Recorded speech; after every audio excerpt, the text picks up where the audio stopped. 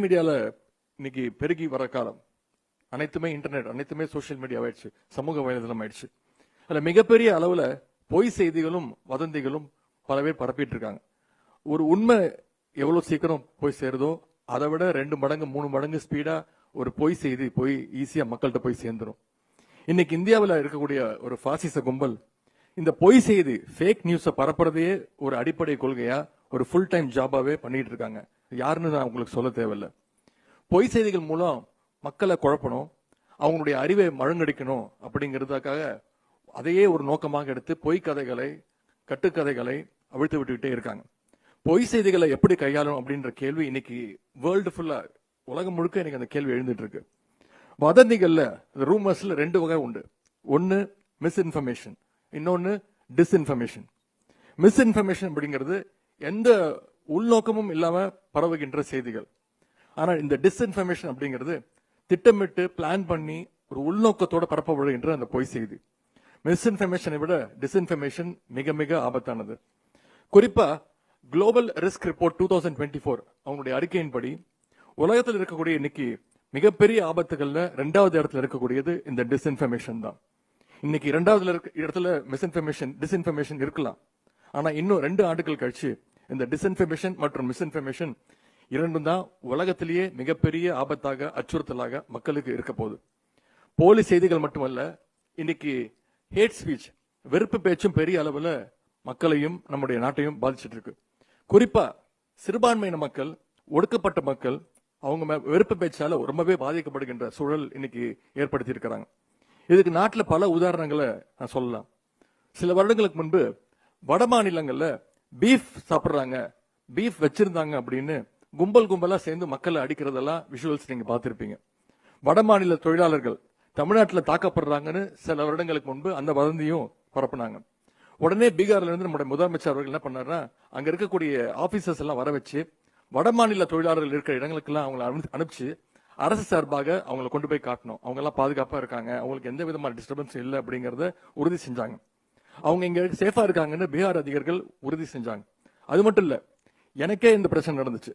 ஒரு 3 வருடங்களுக்கு முன்பு நான் ஒரு நிகழ்ச்சியில கலந்துக்கிட்டேன். அந்த நிகழ்ச்சியில நான் பேசினது, பிறப்பால யாரும் உயர்ந்தவர் தாழ்ந்தவர் கிடையாது, பிறப்பால ஏற்றத்தாழ்வு கிடையாது, அப்படி ஒண்ணு இருந்துச்சுன்னா அதை ஒழிச்சு கட்டணும் அப்படின்னு பேசினேன். ஆனா அதையும் திருச்சு நான் ஒரு இனப்படுகொலையை தூண்டி விட்டுட்டேன், ஒரு ஜெனோசைடை கிளப்பி விட்டுட்டேன் அப்படின்னு என் மேலேயே பொய் செய்தி பரப்புனாங்க. என்னுடைய பேச்சை திருச்சு நான் சொல்லாத விஷயத்த சொன்னேன்னு ஒரு கும்பல் நாடு முழுக்க அந்த வதந்தியை பரப்புச்சு. அதுக்காக என்னுடைய தலையை சீவி கொண்டு வந்தா ஒரு சாமியார் 10 லட்சம் தரேன் அப்படின்னாரு.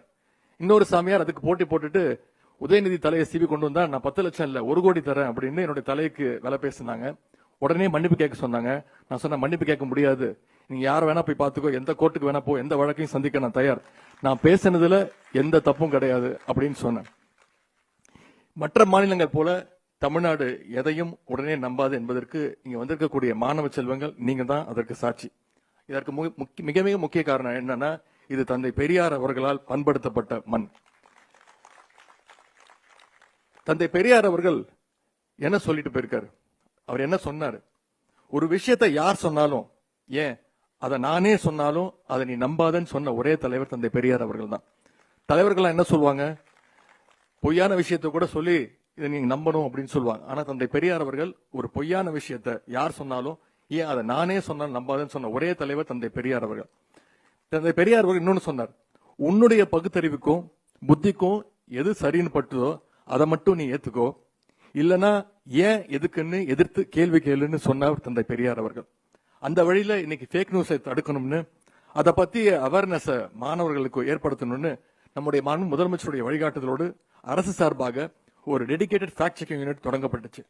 இன்னைக்கு தமிழ்நாடு ஃபேக்ட் செக்கிங் யூனிட் செயல்படுகின்ற வேகத்தை பார்த்து ஃபேக் நியூஸ் பரப்புற கும்பல் இன்னைக்கு சிலர் பதற்றம் அடைஞ்சிட்டு இருக்காங்க.